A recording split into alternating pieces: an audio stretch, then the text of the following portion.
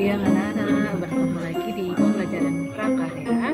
Hari ini kita akan membahas tentang teknik pengolahan terutama pada bahan pangan jadi. Pertama, tetap bersama saya ya, tidak khawatir. Nah, coba perhatikan nih, ada sebuah video sama ibu-ibu yang sedang memanen hasil panennya. Jika kalian lihat di sini adalah hasil panen padi. Nah, sejak manusia berbudidaya tanaman pangan, hasil produksi panen berlimpah. Namun daya tahan bahan pangan nabati tidak lama karena tidak memiliki daya simpan yang lama.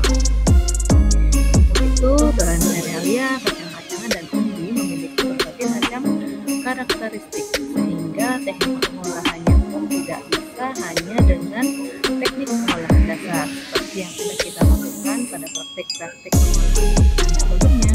Jadi bahan-bahan serealia, umbi, dan kacang-kacangan ini juga perlu menggunakan teknik pengolahan yang lain. Nah, teknik pengolahan yang kita akan bahas hari ini adalah teknik pengolahan pengawetan pangan.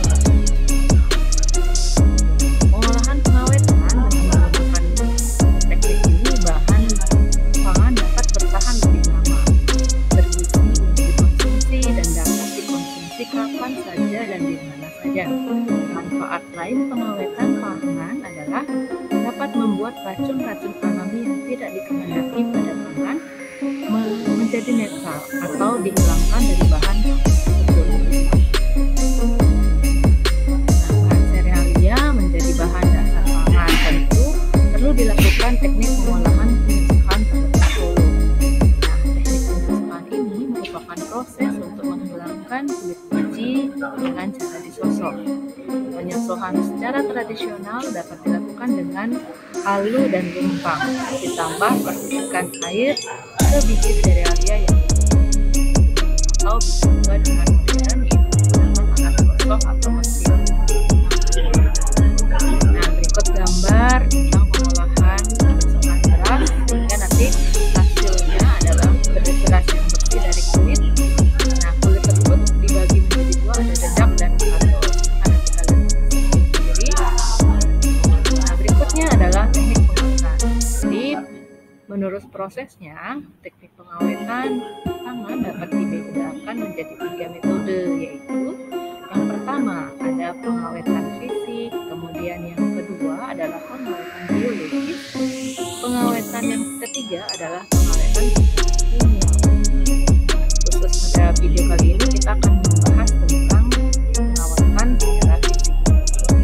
Pengawetan secara fisik ini merupakan proses pengawetan secara alami yang meliputi pengawetan dengan suhu rendah atau pendinginan, pengawetan dengan suhu tinggi atau pemanasan, dan terakhir adalah pengeringan. Untuk yang pertama adalah pengawetan suhu rendah. Pengawetan secara fisik merupakan proses pengawetan secara alami yang meliputi pengawetan dengan suhu rendah atau pendinginan, pengawetan dengan suhu tinggi atau pemanasan, dan pengeringan. Proses prinsip pengawetan dengan pendinginan atau suhu rendah ditujukan untuk menghambat pertumbuhan mikroorganisme pembusuk dan tidak dapat membunuh bakteri, namun hanya menghambat aktivitas tumbuhnya bakteri saja. Setelah bahan pangan dikeluarkan dari lemari pendingin, mikroorganisme dapat aktif kembali. Yang kedua adalah pengawetan dengan suhu tinggi. Pengawetan dengan suhu tinggi dengan cara dipanaskan seringkali digunakan dalam memasak, misalnya merebus atau menggoreng seperti bahan pangan. Gambar berikut ya.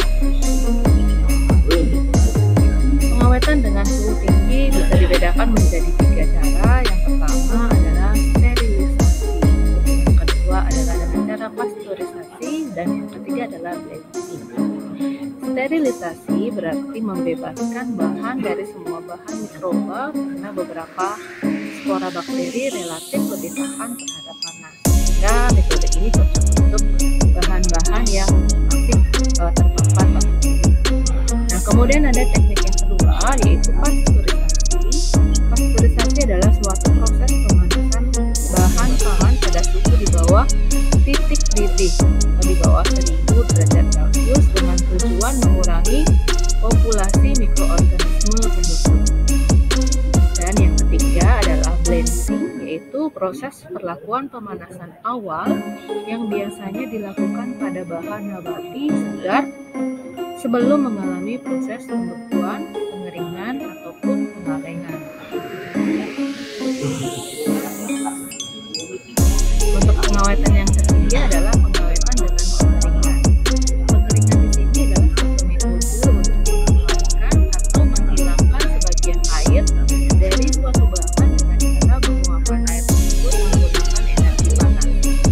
Keuntungan hasil pengeringan ini adalah lebih awet, lebih ringan, volume lebih kecil sehingga memudahkan penyimpanan dan transportasi, serta menimbulkan cita rasa yang khas. Pengeringan dapat dilakukan dengan menggunakan suatu alat pengeringan atau artificial dryer atau dengan penjemuran atau sering disebut dengan sun drying, yaitu pengeringan dengan menggunakan energi langsung dari matahari. Seperti dua gambar berikut,